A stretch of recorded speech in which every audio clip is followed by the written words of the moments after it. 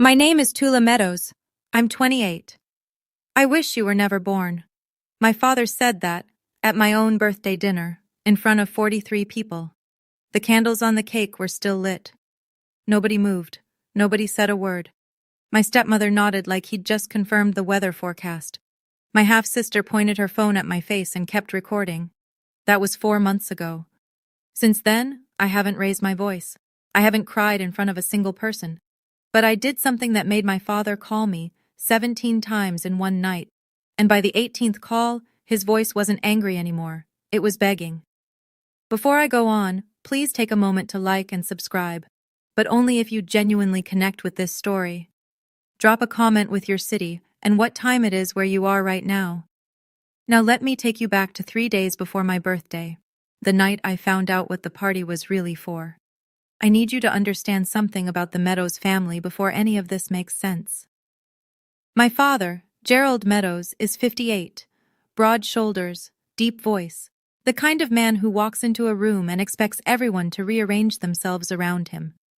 For as long as I can remember, he was the center of every holiday table, every family gathering, every decision. No one questioned Gerald, not once. My mother, Emily, died when I was 8. Complications after a surgery, something that went wrong months after she had me. I didn't understand it then. I barely understand it now.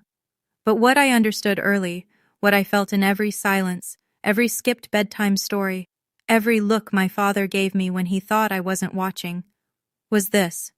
He blamed me. He never said it out loud. Not back then. He didn't need to. It lived in the things he didn't do. He didn't come to my school plays. He didn't hang my drawings on the fridge. When I got the flu in 4th grade, it was my grandmother, Eleanor, who drove 40 minutes to pick me up.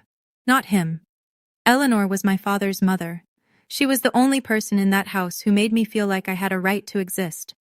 She called me my girl. She came to every single recital. She died 2 years ago, and some days I still reach for my phone to call her. After my mother passed, my father remarried. Linda Holt became Linda Holt Meadows. She brought Brielle, her daughter, from a previous marriage. Brielle was 4 years younger than me, blonde, loud, and instantly, permanently, the favorite. I was moved to the smallest room upstairs. My mother's photos came down. Linda's went up. And that was just the beginning. 4 years ago, my father lost his job at a logistics company. Downsizing, they said. He never looked for another one. I was already working as a registered nurse at the community hospital. 12-hour shifts, night rotations, the kind of tired that sits behind your eyes and doesn't leave. When the first mortgage notice came, Gerald left it on the kitchen counter without a word. Linda mentioned it at dinner like she was commenting on the weather. Someone should probably handle that, she said. She looked at me. So I handled it. The mortgage, the electric, the water, the property tax, the homeowner's insurance. $2,800 a month straight from my paycheck. I set up autopay so I wouldn't have to think about it. I told myself it was temporary. Gerald would find work. Things would balance out. They didn't. Instead, Linda got comfortable. She discovered my credit card had a supplementary card, one she'd somehow talked Gerald into authorizing.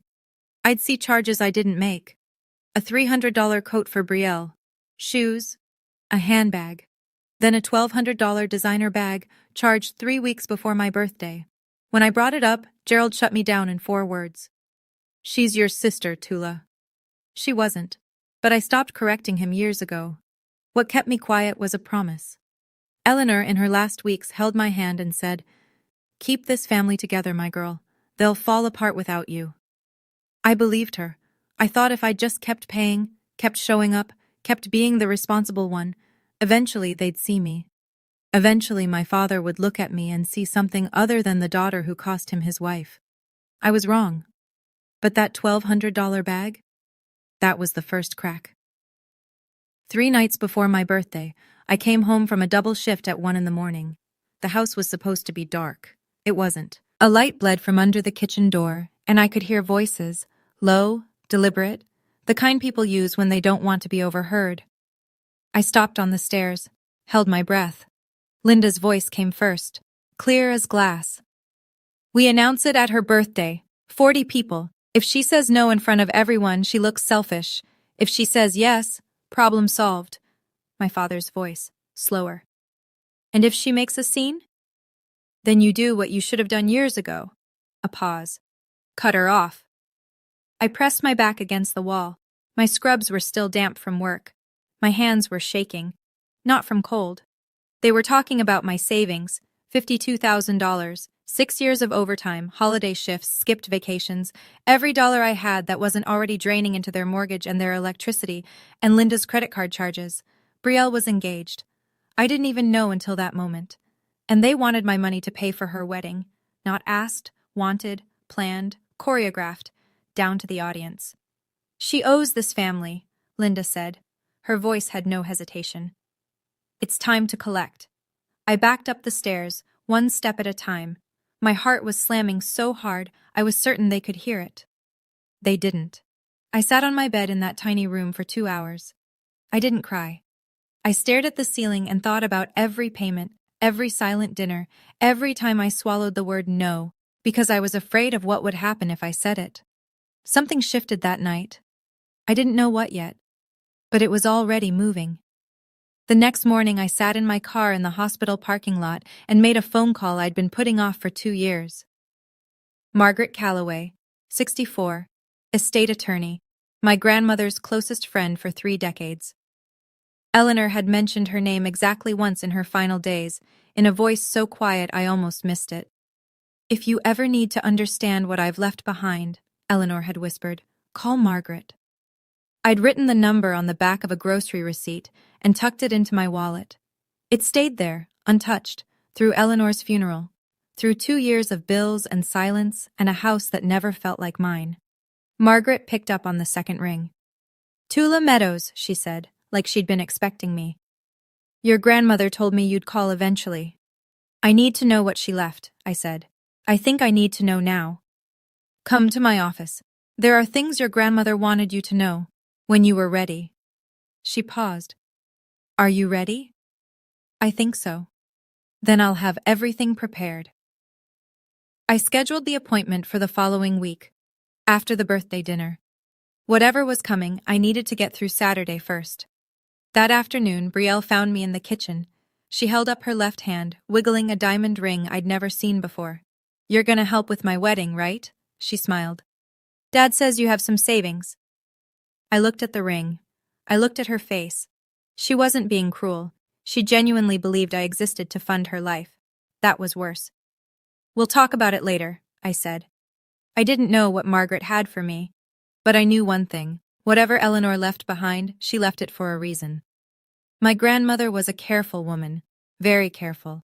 Let me tell you what $52,000 means when you're a nurse. It means 6 years of picking up every holiday shift nobody wanted. Christmas, Thanksgiving, New Year's Eve. It means eating leftovers from the break room instead of going out. It means driving a car with 200,000 miles on it because the monthly payment on a new one would slow the savings down. That money was supposed to be my way out. A down payment on a small place of my own.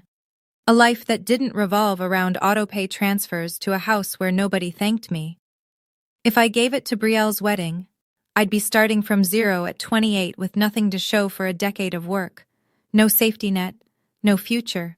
Just a pretty reception I helped pay for and a seat at the back of the church. But here's the thing that burned the most. It wasn't the money, it was the pattern. When I was 18, I applied for a nursing scholarship. Full tuition. I got accepted. The letter arrived in a white envelope addressed to me, and I never saw it. I found out 2 years later, by accident, when a former teacher mentioned it at a grocery store. Didn't you take that scholarship, Tula? You were the top candidate. I went home and searched, found the opened envelope in my father's desk drawer, shoved behind old tax forms. He'd read it. He never told me. When I confronted him, he didn't even flinch. You weren't ready, he said. You would have failed. I paid my own way through nursing school. Loans, night shifts at a diner. 3 years of sleeping 4 hours a night. Every time I built something, he found a way to take it. This time, I decided to stop handing him the hammer. In the Meadows family, Gerald was the oldest brother. That meant something. In our family, the oldest didn't just lead, he narrated.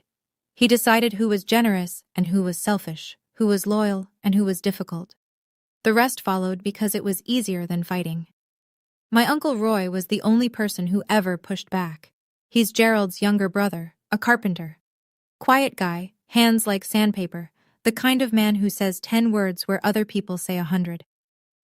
5 years ago, at Thanksgiving, Roy looked across the table and said, "Gerald, you're too hard on that girl." That was it. One sentence. Gerald didn't yell. He simply stopped inviting Roy to anything, stopped returning his calls. Within 6 months, Roy was erased from every family gathering like he'd never existed. That's what I was facing. Not just my father, the entire architecture of a family built around his version of events. 2 days before the party, Linda started making calls. I know because I heard her from the hallway, on speakerphone, cycling through aunts and cousins with the same rehearsed script. "Tula's been so difficult lately. She won't help with anything. Gerald gives, and she just takes." She called Aunt Patricia, Cousin Hannah, even my father's old college friend, planting seeds, framing the story before I ever got a chance to tell mine. Then my phone rang. It was Aunt Patricia. "Honey, what's going on? Your father says you've been giving them a hard time." I stood in my room, phone pressed to my ear, and realized the trial had already happened. The verdict was in, and I hadn't even been allowed to testify. I was walking into that birthday dinner already convicted. The only question was whether I'd accept the sentence. The night before my birthday, I stood in the bathroom and looked at myself in the mirror for a long time, dark circles under my eyes from a 56-hour work week.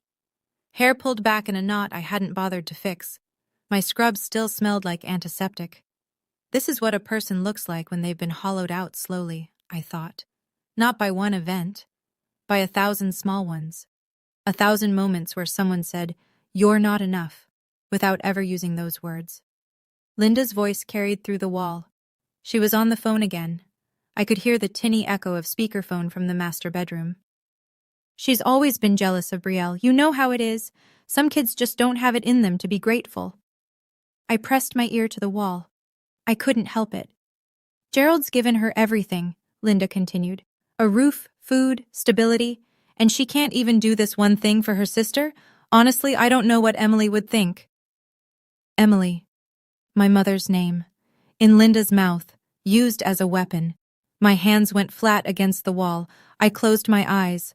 For a second, just 1 second, I wanted to open that door and scream. Scream until the neighbors heard. Scream until someone in this house finally understood what it felt like to be me. But I didn't.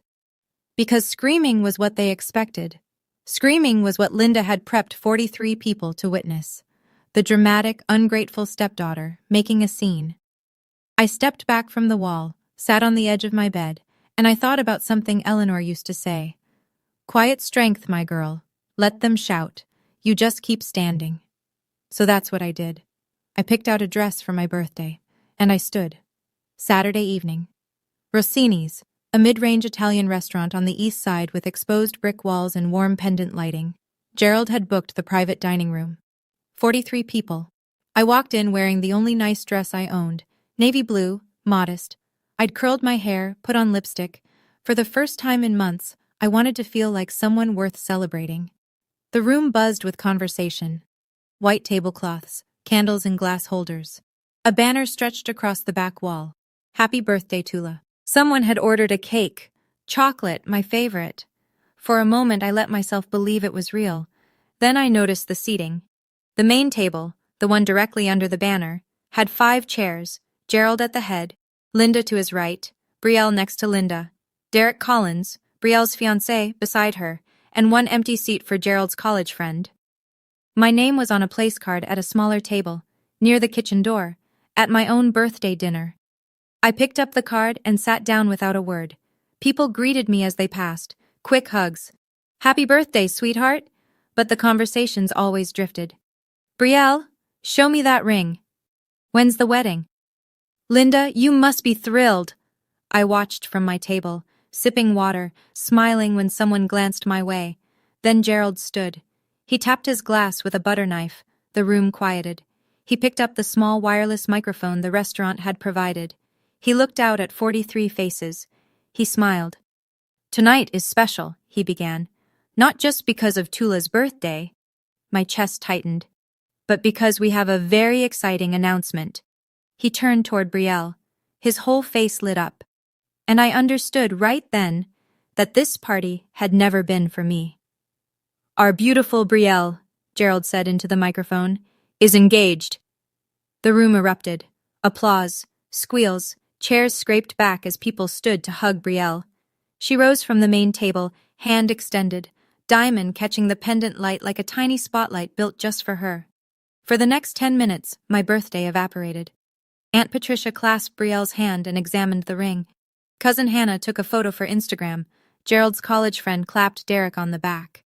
Linda stood behind Brielle, one hand on her daughter's shoulder, beaming like she'd just won something. No one looked at me. I sat at my table by the kitchen door. The cake with my name on it sat untouched at the end of the buffet. The candles hadn't been lit. Derek caught my eye once. He was standing slightly apart from the circle around Brielle, his jaw tight. He gave me a look I couldn't quite read, not pity exactly, something closer to recognition. Like he saw what was happening, but didn't know what to do about it. Then the room settled. People returned to their seats. Gerald stayed standing, microphone still in hand. Now, he said. His voice shifted, warmer, practiced. He turned toward me. Tula, honey, come here for a second. 43 people looked at me. I stood, walked to the main table. My heels clicked against the tile floor. Gerald put a hand on my shoulder, firm, performative. Family takes care of family, he said to the room. And now that Brielle's big day is coming, we need to pull together. He looked directly at me. Tula, we need to talk about the wedding budget. Not in private, not later. Here, now, in front of everyone, exactly as Linda had planned. Tula has been very responsible with her finances, Gerald said, addressing the room like a keynote speaker. She's been saving for years, and I know she'll want to help her sister have the wedding she deserves. He squeezed my shoulder. The pressure said, agree. I stood still. Linda leaned forward in her chair. She dabbed her eye with a napkin, a gesture so practiced it could have been choreographed. It's what your mother would have wanted, Tula. The room went soft. A few people murmured.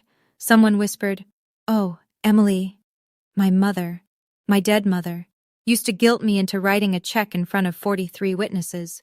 I felt the blood rise to my face. My pulse was so loud I was sure the people at the nearest table could hear it. This is my birthday dinner, I said. My voice came out steady, quiet. Can we not do this here? Gerald's smile thinned. His hand dropped from my shoulder. Another time? He shook his head slowly.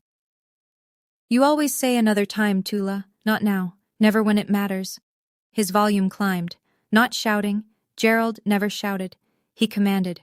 I have given you a home, a family, 20 years of patience, and you can't do this one thing? The room was a held breath, forks down, napkins still. Aunt Patricia stared at her plate. Cousin Hannah gripped her water glass. Brielle pulled out her phone, tilted the screen toward me. A tiny red dot blinked in the corner. Recording.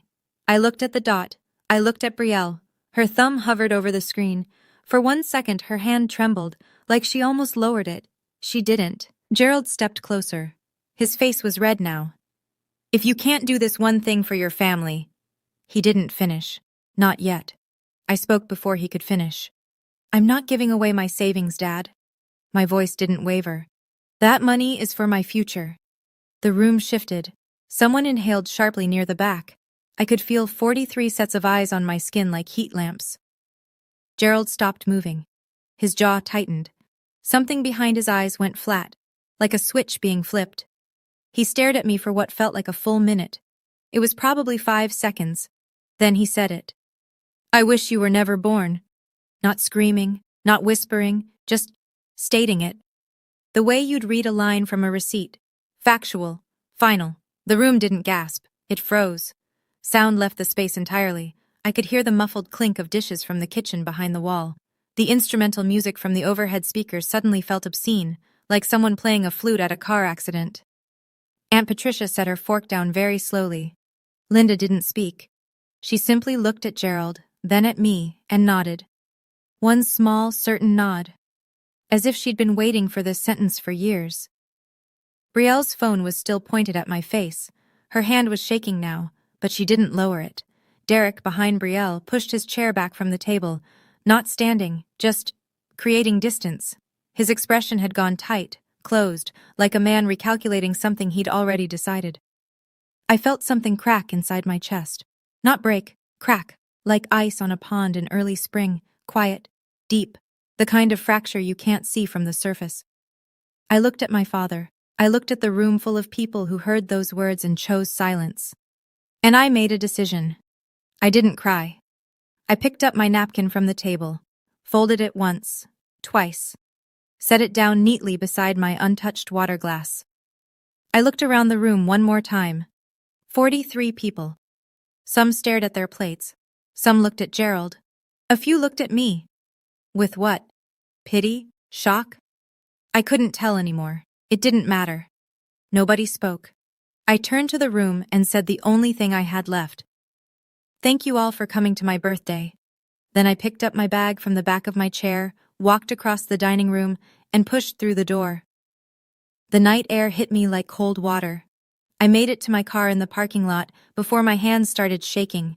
I sat behind the wheel for 3 minutes, gripping it, breathing through my nose like I was coaching a patient through a panic episode. Then I reached for my phone. One contact. One call. Margaret Calloway picked up on the first ring, at 10:15 on a Saturday night. Margaret, I said, I want to come in tomorrow. I'm ready.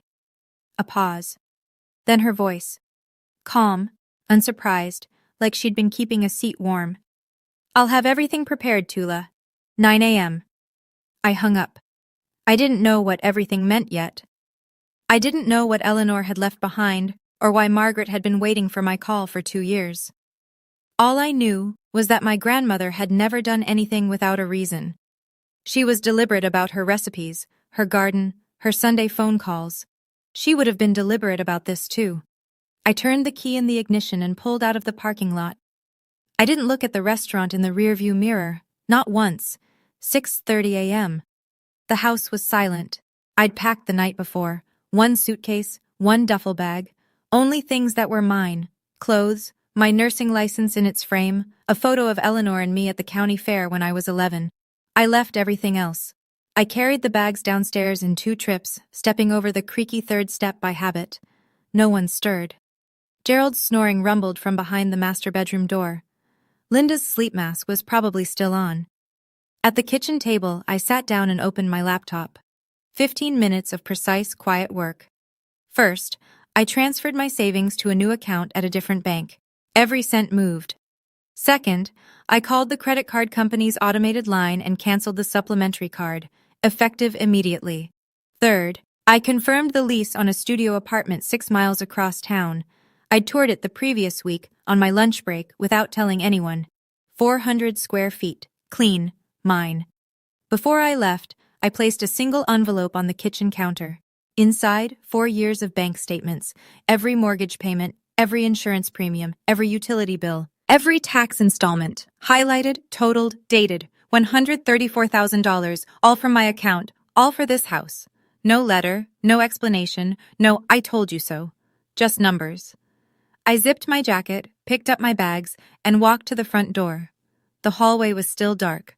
The house smelled like Linda's lavender diffuser and old carpet. I'd lived here for 20 years. I'd paid for it for 4. I turned the knob, stepped outside, and pulled the door shut behind me. It clicked. Soft. Final.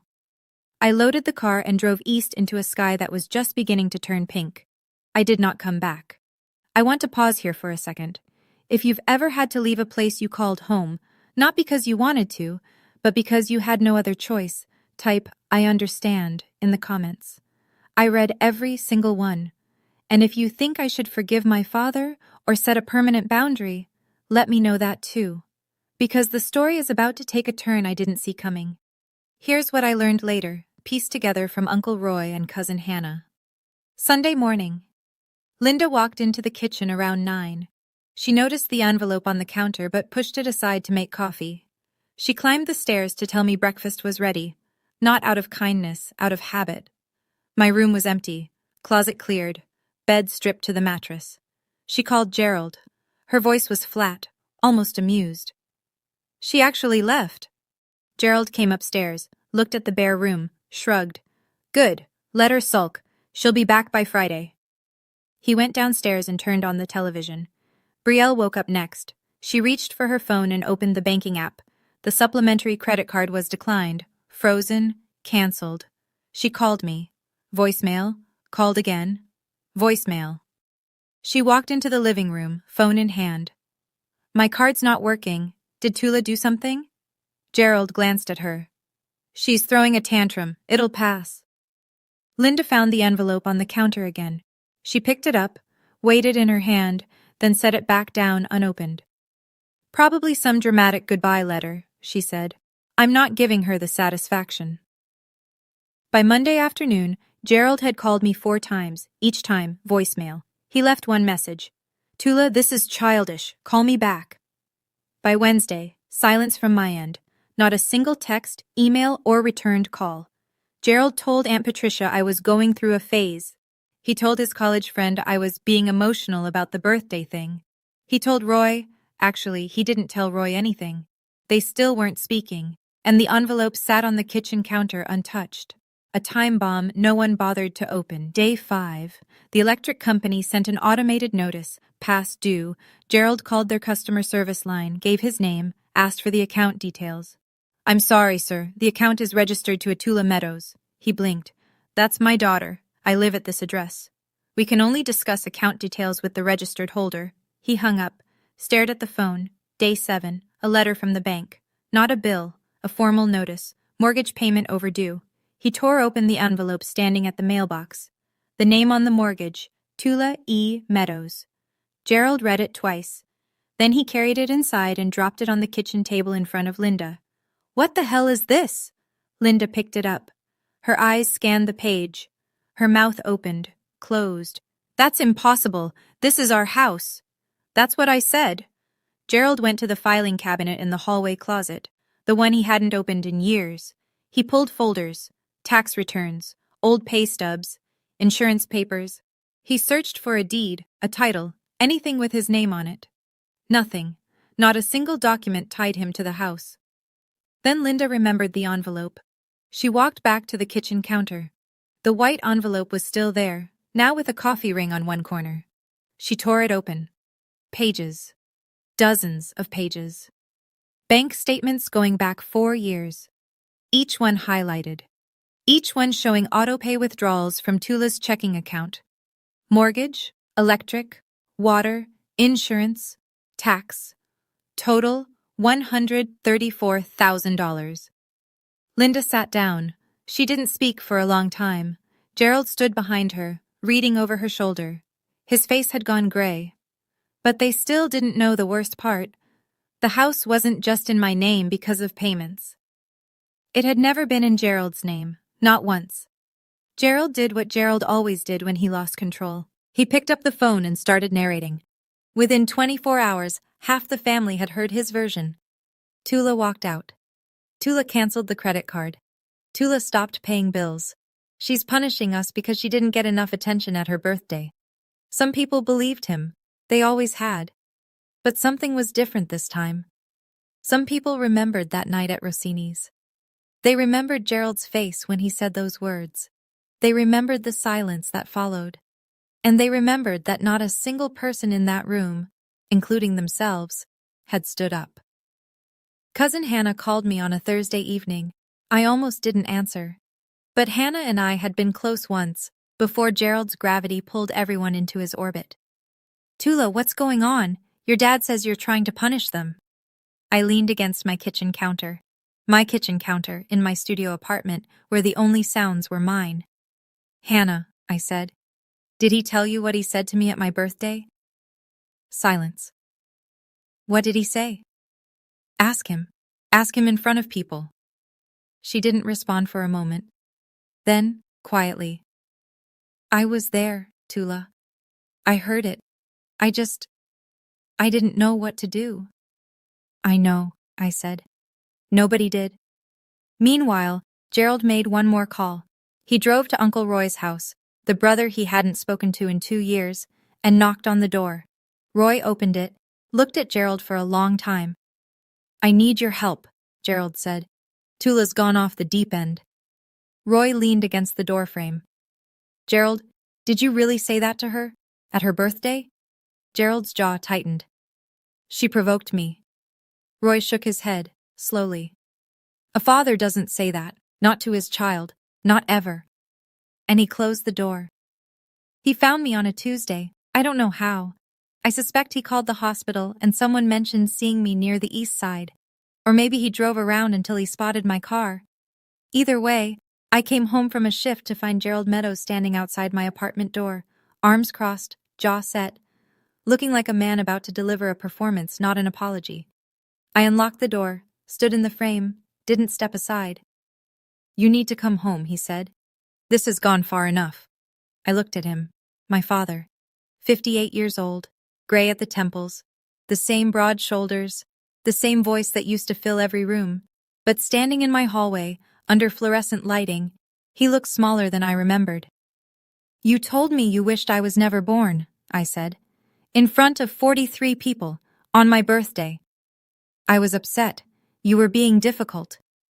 Saying no to giving away my savings is not being difficult, it's being an adult. His nostrils flared. I'm your father. Then act like one. We stood there, 3 feet apart. The hallway smelled like someone's dinner. Garlic, onion, something warm that had nothing to do with either of us. You can't just leave, he said. His voice dropped. Not softer. Thinner. Bills are piling up. The mortgage is late. Linda is not my responsibility, I said. Neither is Brielle. Neither is the house. I paused. You told me you wished I was never born. I'm simply granting your wish.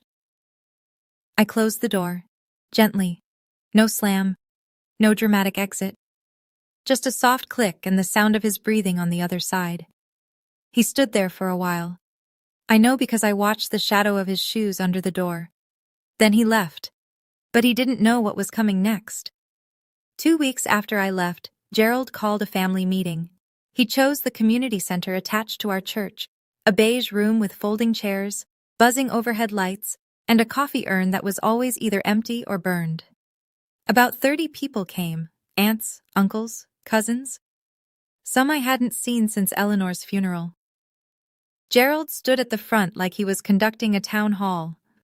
Linda sat in the first row, tissue in hand. Brielle sat beside her, arms folded, phone face down on her lap for once. I asked everyone here, Gerald began, because we have a family situation that needs to be addressed. He launched into his version. Tula abandoned the family. Tula canceled the credit card. Tula stopped paying the bills. Tula is punishing all of them because of a misunderstanding at dinner. Linda dabbed her eyes, on cue.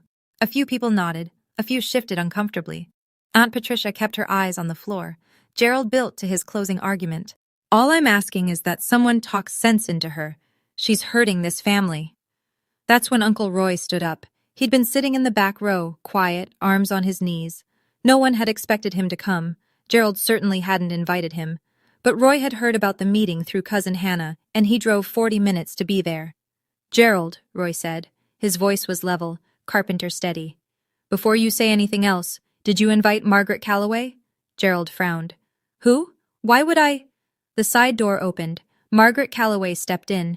64 years old, gray blazer, reading glasses on a chain around her neck, a leather portfolio under her arm. She nodded once at Gerald. Mr. Meadows, I'm here on behalf of your daughter. She paused. And your mother. The room went dead silent. Margaret didn't rush. She set her portfolio on the folding table at the front of the room, opened it, and removed a single document in a clear plastic sleeve. My name is Margaret Calloway. I'm an estate and real estate attorney. I was Eleanor Meadows' legal counsel for 23 years, and her friend for longer than that. She placed the document flat on the table. 2 years before her passing, Eleanor Meadows executed a legal transfer of the property at 412 Birchwood Lane to her granddaughter, Tula Eleanor Meadows. The transfer was notarized, recorded with the county, and is fully binding. She slid the document forward. The deed, clear as daylight. Gerald stared at it. His face didn't move. That's impossible, he said. That is my house. Margaret looked at him over her reading glasses. Your name has never been on the deed, Mr. Meadows. Your mother purchased the home in 1987. She chose who would inherit it. The room erupted in murmurs, chairs creaked, someone whispered, "Oh my God." Linda shot to her feet. That can't be right, we've lived there for— You've lived there as permitted occupants, Margaret said, not as owners. Gerald's hands gripped the edge of his chair. My mother would never do this behind my back. Roy stood again. He'd been quiet until now. She did, Gerald. His voice was low but firm. I was there. I witnessed the signing. The room turned to Roy, 30 faces, recalculating. Gerald stared at his brother. You knew? Mom asked me to be there. She said you'd understand eventually. Roy swallowed. She also said you probably wouldn't. Gerald opened his mouth. Nothing came out. Linda grabbed Brielle's arm. Brielle shook her off, and Margaret calmly reached into her portfolio for the next set of documents. In addition, Margaret continued, unclipping a thick stack of highlighted pages. Over the past 4 years, Tula Meadows has personally paid the full mortgage, homeowner's insurance, property tax, and all utilities for the property at 412 Birchwood Lane. She spread the statements across the table like a dealer laying out cards. Mortgage, $1,400 per month. Insurance, $380 quarterly. Property tax, $4,200 annually. Utilities, averaging $600 per month. She adjusted her glasses. Total personal expenditure, approximately $134,000. All documented, all from Tula's individual checking account. The room didn't erupt this time. It sank. The kind of silence where you can hear someone swallow 3 rows back. Aunt Patricia, the woman who had called me to ask why I was giving my father a hard time, pressed her hand over her mouth. Cousin Hannah stared at the table. Her eyes were wet. An uncle near the back leaned forward. She paid for the whole house? This whole time? She did, Margaret said. And during that same period, a supplementary credit card linked to Tula's account was used for personal purchases by other household members. Those charges were also paid by Tula. Linda's face went white. Not pink with embarrassment, white, drained. She lived there for free, Linda blurted. That was her contribution to the family. Room and board. Margaret looked at Linda, not unkindly, but without a trace of indulgence. Mrs. Meadows, Tula was paying the mortgage on a property she legally owns. If anything, she was subsidizing your housing. Someone in the back row let out a breath that was almost a laugh. Gerald hadn't moved. He sat with both hands on his knees, staring at the bank statements from 4 feet away, as if looking at them too closely might make them more real. These were numbers, not opinions. Numbers don't take sides. Aunt Patricia stood first. She was 61, 5'2", and had never raised her voice at a family gathering in her life. She looked at Gerald the way you look at someone you're seeing clearly for the first time. Gerald, she said, you stood in that restaurant and told that girl you wished she was never born. The girl who paid for your roof? Gerald didn't answer. Cousin Hannah spoke next, her voice cracking. I called her. I called Tula and accused her of being selfish. She didn't even defend herself. She just asked if I knew what you said. Uncle Ray, Gerald's cousin from Ohio, crossed his arms. Eleanor knew. She saw this coming. That's why she did what she did. Gerald tried to regain the room. He straightened in his chair, squared his shoulders, and used the voice that had controlled this family for decades. This is a family matter. Margaret, I think you should leave. Margaret closed her portfolio with one smooth motion. I was asked to present a file. The file has been presented. She nodded once. Good evening. She walked out the side door. No drama. No final word. Just a woman who had done exactly what she came to do. The door clicked shut. Gerald looked around the room. 30 faces. Not one of them was on his side. Roy sat back down, arms folded. Patricia shook her head. Hannah wiped her eyes. Linda grabbed Brielle's wrist. We're leaving. Brielle pulled her arm free. No, Brielle said. It was one word. Quiet. But Linda's head snapped toward her daughter like she'd been slapped. Brielle! I said no, Mom. It was the first time I'd ever heard Brielle refuse Linda anything. I wasn't in that room. But Roy told me about it later, and when he described that moment, even he sounded surprised. I want to ask you something real.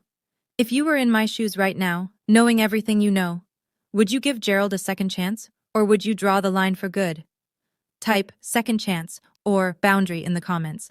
I read every single one, and I'd love to hear your take. Now let me tell you what I decided, because it wasn't simple. 2 days after the family meeting, Margaret sent a formal letter to Gerald and Linda. 60-day notice to vacate the property at 412 Birchwood Lane. It was typed on firm letterhead, sent certified mail. Every line was legally precise, procedurally clean, and completely within my rights as the property owner. I didn't send it myself. I didn't attach a personal note. Margaret handled it the way she handled everything, correctly. That night, Gerald called me 17 times. Calls 1 through 10 were angry. I know because I listened to the voicemails the next morning in order, like chapters of a book I already knew the ending to. You think this is funny? This is my family's house. You ungrateful. Click. Calls 11 through 15 shifted. Harder to listen to.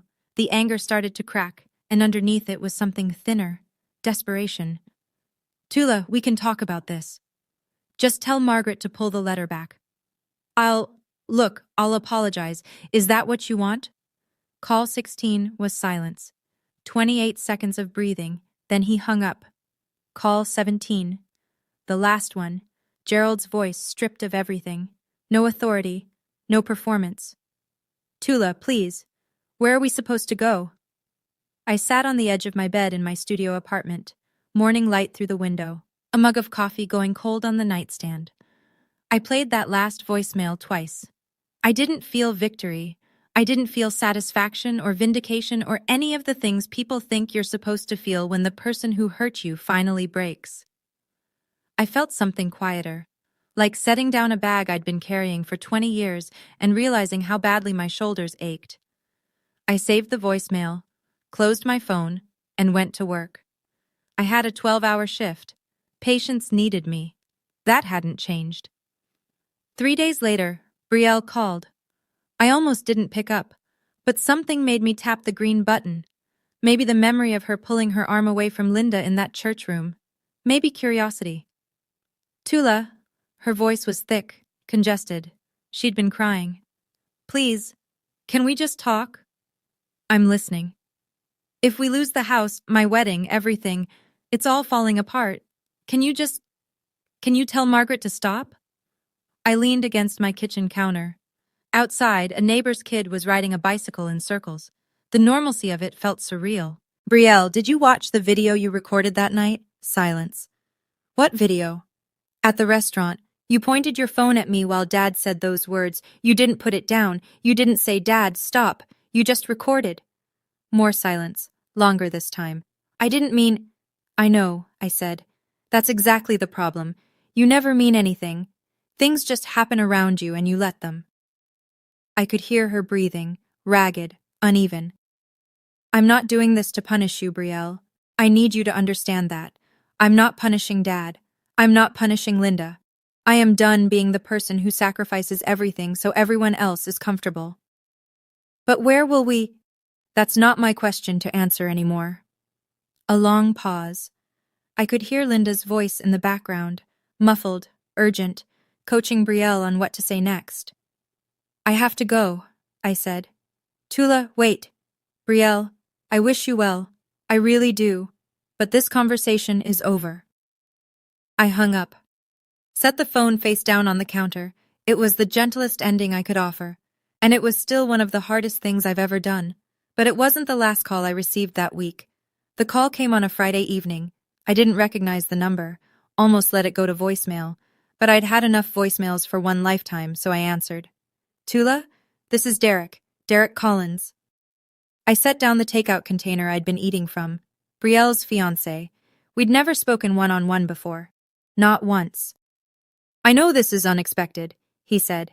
His voice was careful, measured, like a man who'd spent days rehearsing this call. I wanted to say something, and I think I owe it to you to say it directly. I'm listening. I was there that night. At the restaurant. I saw what happened. A breath. I should have said something. I should have stood up. I didn't, and I'm sorry. I stared at the wall of my apartment. A crack ran along the plaster near the ceiling. I'd been meaning to mention it to the landlord. Thank you, Derek. There's more. Another pause. I've been watching how your family treats you, not just that night, the months before. The way Linda talks about you when you're not in the room, the way Gerald takes credit for things I now know you paid for. His voice tightened. Honestly, Tula, I'm rethinking a lot of things. My chest ached, not from pain, from something rarer, recognition. That's between you and Brielle, I said softly. I know it is, but I wanted you to know. Someone in that room saw you, and what your father did was wrong. For the first time since the night of my birthday, my eyes stung. I blinked hard. Twice. Thank you, I said again. And I meant it in a way I couldn't fully explain. We said goodbye. I sat very still for a while. Someone saw me. After all of it, someone actually saw me. Week 3. Gerald and Linda moved out of 412 Birchwood Lane. Not because the 60 days were up, they had time left, but because the mortgage was past due, the electric bill was in collections, and Gerald couldn't bring himself to call me and ask for help paying for a house he now knew wasn't his. Uncle Roy took them in. He set up the spare bedroom, made space in the garage for Gerald's boxes, cooked dinner the first night without saying much. That was Roy, practical before emotional, but he had one rule. You can stay, he told Gerald, but you don't speak her name like that under my roof. Gerald nodded. He didn't argue. According to Roy, it was the first time in decades that Gerald accepted a condition from his younger brother without pushback. The wider family knew everything now. Margaret's presentation at the church had traveled through the Meadows network like a shockwave. Aunt Patricia called to apologize. Cousin Hannah sent a long text that ended with, I should have spoken up that night. I'm sorry I didn't. 4 or 5 other relatives reached out, some awkward, some tearful, some just short messages, thinking of you. Linda, meanwhile, tried a different strategy. She posted on Facebook a long, emotional status about being forced out of our home by a vindictive stepdaughter. She tagged 6 family members and added a crying emoji. It lasted 2 hours. Cousin Hannah replied with a screenshot of the bank statements, names and account numbers blacked out, but the totals clear. 23 people saw it before Linda deleted the entire post. Brielle's social media went dark. Her Instagram, which usually posted 3 times a day, showed nothing for the first time in years. The silence from that corner was louder than anything she'd ever posted. Margaret delivered the second envelope on a gray Wednesday morning. She'd been holding it for 2 years, sealed, handwritten, with instructions from Eleanor that were specific down to the timing. Give this to Gerald only after he learns the truth about the house. Eleanor had known. She'd known how this story would unfold. Maybe not the details, but the shape of it. The inevitability. Roy told me later what happened. Gerald was alone in Roy's spare bedroom. Margaret had dropped the envelope at the front door with Roy, who carried it upstairs and set it on the dresser. From Mom, Roy said. Margaret says she wanted you to have it when you were ready. Gerald stared at the envelope for an hour before he opened it. The letter was 2 pages. Eleanor's handwriting. Neat, slanted slightly to the right, the way she wrote recipe cards and birthday notes. I never read the full thing. Gerald never showed it to anyone. But Roy saw him afterward, and the parts Gerald eventually repeated, in fragments over weeks, were enough. Eleanor wrote that she loved her son. She also wrote that she'd watched him punish a child for a grief that was never that child's fault. You blame her for Emily's death, she wrote, but Emily died loving both of you. Don't punish the living for the grief of losing. She explained why she gave the house to me, not as punishment, as protection. Tula is the only one in this house who knows how to love without keeping score. She's also the only one who would never ask for what she deserves, so I'm making sure she has it whether she asks or not. Gerald sat in that room for a very long time. When he came downstairs, his eyes were red. He didn't say a word. He called me 2 weeks later. I almost didn't answer. I'd gotten used to silence by then. The good kind. The kind that belongs to you because no one is filling it with demands.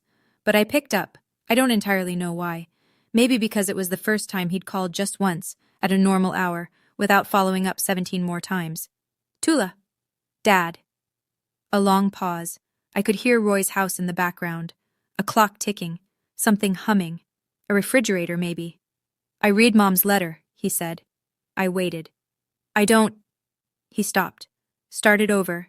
His voice was rough, unsteady, like he was speaking a language he hadn't used in years. I don't know how to fix this. I pressed the phone against my ear, closed my eyes. I'm not asking you to fix it, Dad. I'm asking you to stop breaking it. He didn't respond right away. When he spoke again, it was barely above a whisper.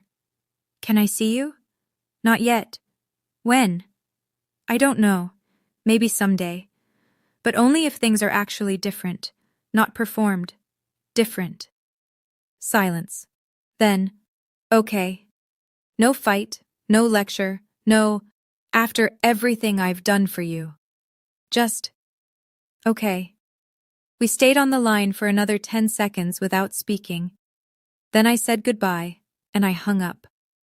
I stood by the window in my apartment. The sun was setting behind the buildings across the street, turning everything gold and long-shadowed. I wasn't forgiving him. I want to be clear about that. Forgiveness isn't a phone call. It's not a single moment. It's a process that requires evidence, not just words. And I hadn't seen evidence yet. But I'd heard something in his voice I'd never heard before. Not an apology, something smaller, something that might, in time, grow into one. Or it might not. And I'd be okay with that too. 3 months later. My apartment is 400 square feet. The hot water takes 90 seconds to warm up. The walls are thin enough that I can hear my neighbor's cat meowing at 5 in the morning. It's mine. I still work at the hospital. Still take night shifts. Still eat leftovers in the break room on Tuesdays. But when I check my bank account now, the number is mine. Every dollar earned, every dollar spent, accounted for on my terms. Uncle Roy comes by every Sunday. He brings coffee from the place on Elm Street and sits on my second-hand couch and tells me about whatever he's building in his shop that week. We don't talk about Gerald much. We don't need to. Cousin Hannah has become something I didn't expect. A real friend. She texts me recipes. She showed up with a houseplant last month and a card that said, "For your new beginning." It sits on the windowsill next to Eleanor's photo. That photo, Eleanor and me at the county fair the summer I turned 11, is hanging on the wall across from my bed. Next to it, my nursing license, framed. 2 things I earned, 2 things no one can take. Last week, Derek texted me. Short, polite. He and Brielle have postponed the wedding. I need to figure out what kind of family I'm marrying into, he wrote. I didn't reply. That's not my story to write. Brielle hasn't called. I don't know what she's feeling. I hope, somewhere under the silence, she's asking questions she never thought to ask before. But that's her work, not mine. And Gerald? He sent a Christmas card. No apology inside, no letter. Just my name on the front, written in his handwriting. Tula. That's all. Just my name. Like he was practicing saying it without flinching. I'm not telling you this story so you'll feel sorry for me.